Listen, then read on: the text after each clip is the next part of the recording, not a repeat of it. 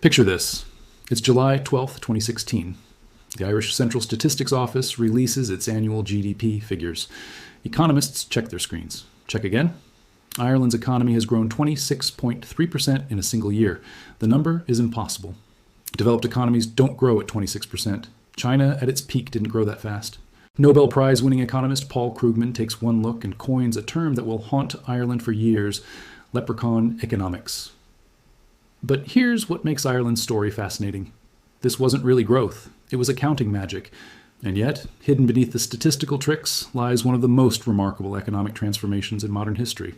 A country that was Europe's basket case in the 1980s, where 1 in 6 people was unemployed and 450,000 fled in a single decade, somehow became, on paper at least, richer than Switzerland. The question everyone should be asking: how much of it is real? Let's rewind to understand where Ireland started. In 1986, Ireland was dying. Unemployment sat at 17.1%. Over the decade, 450,000 people, 1 in 7, would emigrate, most to England and America. The government debt had exploded. Tax rates hit 60%. Interest rates were crushing. The country was borrowing just to keep the lights on. The roads were terrible, worse than Northern Ireland's, a stark reminder of how far the Republic had fallen. State monopolies controlled everything: airlines, shipping, buses, trains, telecommunications, even mail delivery. Industrial strikes crippled the economy. Blackouts from electrical worker strikes, no mail from postal strikes, banks closed for weeks at a time. Ireland wasn't just poor. It was stagnant, corrupt, and hopeless. This wasn't supposed to happen. Ireland had joined the European Economic Community in 1973. Together with Denmark and the United Kingdom, the hope was that European integration would pull Ireland out of poverty. For a while, it looked promising. The 1970s saw some growth, even net immigration, people actually returning home. But the oil crises of 1973 and 1979 crushed that dream. By the 1980s, Ireland was referred to as the sick man of Europe. The economy had collapsed back into recession. The population sat at just 3.5 million, barely more than in 1922, when Ireland gained independence. Emigration became the national pastime again. Except this time, it wasn't just farmers leaving. Engineers were leaving, accountants were leaving. University graduates with third-level degrees were boarding planes to London and Boston because there was nothing for them at home. The political class responded with the most tone-deaf statement imaginable. Foreign Minister Brian Lenihan Sr. told Newsweek magazine in 1987 that emigration was actually good. What we have now is a very literate emigrant. As if exporting your educated youth was some kind of achievement. It was the lowest point in modern Irish history, and something changed. In the late 1980s, facing economic catastrophe, the Irish government made a decision that seemed radical at the time. Open up, slash taxes, invite the world in. Ireland slashed corporate tax rates, evolving from 0 rates on export sales in the 1950s to 10% on manufacturing in 1980, eventually settling at 12.5%, the lowest in the developed world. Think about that for a moment. While other European countries were raising taxes and expanding government, Ireland went the opposite direction. They bet everything on becoming a tax haven for multinationals. The timing was perfect. The European Union contributed over 10 billion euros into infrastructure. Roads were built, education was reformed. The government launched free secondary education and grants for third-level education. A young English-speaking, highly educated workforce emerged just as American companies were looking for a platform to access European markets. Dell came, IBM came, Coca-Cola came, Intel came, then the pharmaceutical giants arrived and the tech companies. Google, Microsoft, Facebook, all set up European headquarters in Dublin. From the mid-1990s to 2007, economic growth averaged more than 6% annually, generating hundreds of thousands of jobs. A country that had lost a quarter of its population to immigration in the 19th century became a magnet for immigrants. Unemployment fell from 18% in the late 1980s to 4.5% by the end of 2007. Disposable incomes soared. Irish people started taking foreign holidays. 91% of total holiday spending by 2004. They called it the Celtic Tiger. But here's where the story gets complicated. Yes, Ireland attracted real investment. Yes, real jobs were created. By 2005, employment had soared from 1.1 million in 1990 to 1.9 million. Tech workers in Dublin were earning 6-figure salaries. Apple employed 6,000 people. Google had over 9,000 staff. But something else was happening beneath the surface. Despite the 12.5% headline corporate tax rate, many multinationals paid far less, often as low as 2 to 4%. How? Through a scheme that became infamous, the double Irish with a Dutch sandwich. Here's how it worked. A company would set up 2 Irish subsidiaries. One would be tax resident in Ireland. The other would be managed from a tax haven like Bermuda, but technically Irish. Profits would be routed through the Irish company, then to a Dutch company, then to the Bermuda company, legally avoiding taxation on billions. Apple perfected this. So did Google. So did Microsoft. By 2023, just 10 multinationals, mostly American, accounted for around 60% of Ireland's corporate tax income. 3 companies, Apple, Google, Microsoft, were generating most of the tax windfall. And GDP was becoming meaningless. Leprechaun Economics, which brings us back to July 2016. Ireland's GDP grew 26.3% in 2015. GNP grew 18.7%. The numbers were so absurd that international media mocked them. Paul Krugman labeled them Leprechaun Economics. What actually happened? Apple restructured its double Irish subsidiary in January 2015, relocating intellectual property assets to Ireland. Essentially, Apple moved the patents and copyrights for its products, everything sold outside America, to its Irish subsidiary. On paper, this massively increased Ireland's capital stock. Exports jumped 75 billion euros in a single year, from 220 billion to 295 billion. But nothing real had changed. An iPhone manufactured in China wasn't suddenly Irish. No extra workers were hired. No new factories were built. It was pure accounting.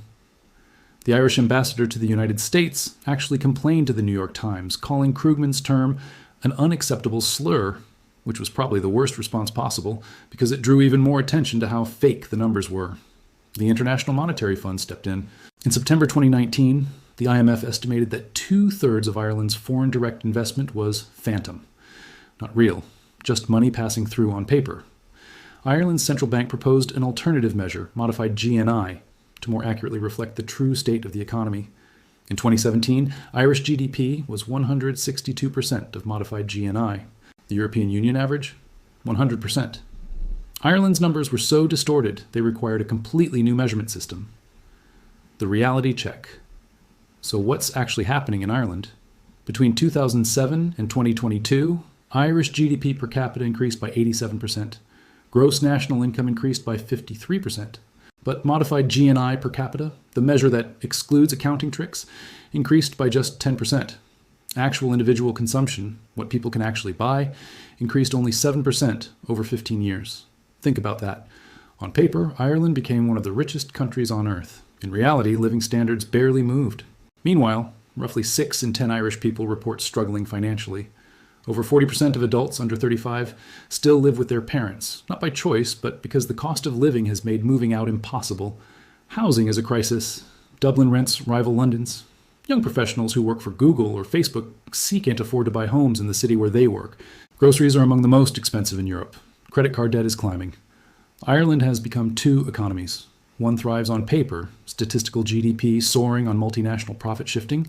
The other struggles with unaffordable housing, stagnant real wages, and a cost of living that swallows 6-figure salaries. The Economist magazine recently excluded Ireland from its GDP per capita rankings because including it would distort international comparisons. That's how fake the numbers have become. But it would be wrong to say Ireland gained nothing. Corporate tax revenue exploded.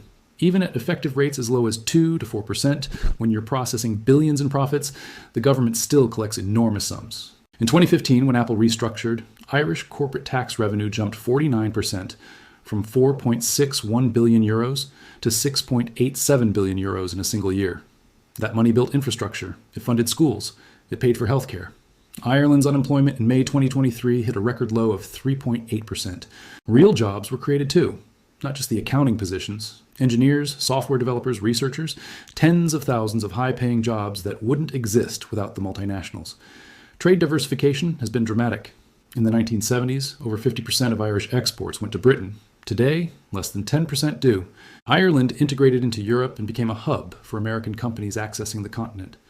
But the dependence is terrifying. What happens when America changes its tax laws? What happens when the European Union cracks down on tax avoidance? What happens when Apple or Google or Microsoft decide Ireland isn't worth it anymore? The reckoning. The world is already moving against Ireland's model. In 2024, Ireland implemented the new global minimum corporate tax rate of 15%. The easy money from ultra-low taxation is ending.